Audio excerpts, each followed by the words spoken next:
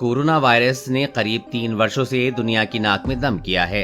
Israeli वैज्ञानिकों की एक टीम ने एक ऐसी खोज की है जो अब इस वायरस की नाक में दम करने की क्षमता रखती है।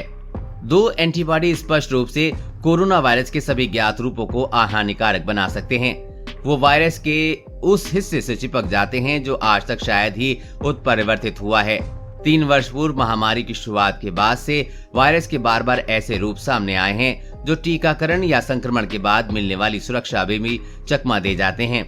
इजरायली राजधानी तेल अवीव के विश्वविद्यालय की नतालिया फ्रोएन के नेतृत्व में एक विशेषज्ञ टीम ने अब उन्हें निरस्त करने का उपाय ढूंढ निकाला है। इस टीम ने ऐसे कुछ चुने एंटीबॉडी रोग प्रतिकारक की पहचान की है जो कि कोरोना वायरस के उत्परिवर्तित वाले सभी ज्ञात रूपों को अच्छी तरह निष्क्रिय कर सकते हैं। कम्युनिकेशियस बायोलॉजी नाम की विज्ञान पत्रिका में प्रकाशित इस टीम के अध्ययन के अनुसार वसंत 2020 में SARS-CoV-2 से संक्रमित हुए पहले रोगियों में से कुछ सभी भी मूल वायरस के प्रति और काफी हद तक उसके नए उत्परिवर्तित स्वरूपों के प्रति प्रतिरक्षित हैं। समझा जाता है कि जिन लोगों के रक्त में कोरोना को हराने वाले शुरू के पहले संक्रमणों और रोगियों जैसे एंटीबॉडी होती हैं, उन्हें पुनः संक्रमित होने की चिंता बहुत कम ही होनी चाहिए। 9 एंटीबॉडी की पहचान हुई। विशेषज्ञों ने ऐसे लोगों के शरीर में प्राकृतिक संक्रमण से बने 9 एंटीबॉडी को पहचान कर अलग किया है और वायरस के विभिन्न नए स्वरूपों पर उनके असर का प्रयोगशाला में परीक्षण किया है। ये एंटीबॉडी इजराइल के ही उन रोगियों के रक्त से मिली है जो कि 2020 वाले वसंत काल में वुहान स्ट्रेन कहलाने वाले मूल चीनी कोरोना वायरस से संक्रमित हुए थे। इजराइल में भी उस समय इस वायरस का प्रकोप तेजी से फैला था। प्रयोगशाला परीक्षणों में देखा गया है कि TAU1109 नाम वाले एंटीबॉडी ने कोरोना वायरस के डेल्टा संक्रमण को 90% तक और इस समय अपना प्रकोप दिखा रहे ओमिक्रॉन संक्रमण को 92% तक निष्क्रिय कर दिया। TU2310 नामक एक दूसरे एंटीबॉडी ने परीक्षणों में 97% डेल्टा वायरस और 84% ओमिक्रॉन वायरस को नष्ट कर दिया।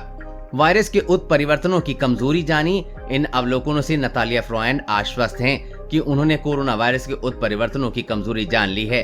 ये उत्परिवर्तन वायरस के तथाकथित स्पाइक प्रोटीन में होते हैं जिसकी सहायता से वायरस शरीर की कोशिकाओं पर ACE2 नाम के रेस्पिरेटर से होकर कोशिकाओं के भीतर घुसता है। कोशिकाओं के भीतर घुसकर वायरस अपने जीन उनके जीनों में इस तरह मिला देता है कि कोशिकाएं वायरस की क्लोनिंग करते हुए उसकी हूबहू नकलें बनाने लगती हैं। शरीर में वायरस की संख्या में दिन दूनी रात चौगनी बढ़ोतरी होने लगती है। इजराइल शोधकर्ता ने पाया है कि हर कोरोना वायरस मुख्य रूप से कोशिकाओं के ACE2 रेस्पिरेटर पर ही अपने स्पाइक प्रोटीन में उत्परिवर्तन करता है। इसलिए कोई एंटीबॉडी इस रेस्पिरेटर से जुड़कर उसे यदि अवरुद्ध कर दे तो वायरस का स्पाइक प्रोटीन काम नहीं कर पाएगा। तब वायरस भी अंततः निरापद हो जाएगा।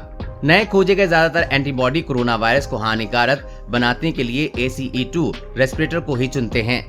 वायरस के नए उत्परिवर्तित संक्रमण इसे पहचान नहीं पाते कि कोशिका के भीतर घुसने की ACE2 रेस्पिरेटर वाली उनकी पसंदीदा जगह को एक खास एंटीबॉडी ने छेक रखा है। स्पाइक प्रोटीन फ्रॉयड कहती हैं कि एंटीबॉडी TAU1109 और TAU2310 वायरस के स्पाइक प्रोटीन को एक ऐसी जगह पर रोकते हैं जो किसी कारण से शायद ही कभी उत्परिवर्तित होता है। इसलिए वो कई प्रकार के वायरसों से बचाव में मदद कर सकते हैं।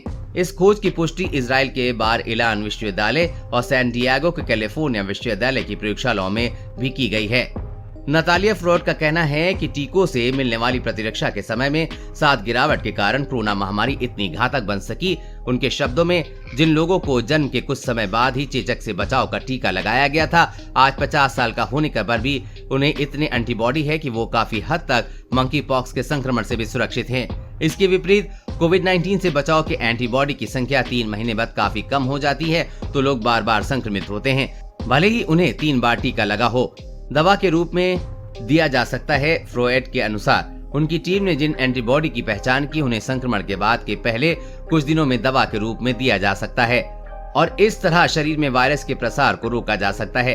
कमजोर प्रतिरक्षण प्रणाली वाले ऐसे लोगों को इससे मदद मिल सकती है जिनका शरीर टीका लगाते होते पर भी कोरोना के खिलाफ विश्वसनीय सुरक्षा का निर्माण नहीं कर पाता। नतालिया फ्रोएन का सुझाव है कि ऐसे नए टीके बनाने के बाद भी सोची जा सकती है जो हमारे श्वसन तंत्र को म्यूकोसिस प्रतिरक्षा प्रदान करते हों। नए प्रकार के संक्रमण के खिलाफ लंबे समय तक चलने वाले संक्रमण इस तरह के भी हो सकते हैं कि टीका लगवाने वाले लोगों का शरीर इजराइल में खोजे गए नए एंटीबॉडी खुद ही बनाए। ये सब बात की बातें हैं। सबसे पहले तो अभी ये देखना है कि इजराइल में हुए खोज प्रयोगशाला से निकलकर व्यवहारिकता की धरातल पर कब तक पहुंचेगी और तब कितनी खरी एवं कारगर सिद्ध होती है।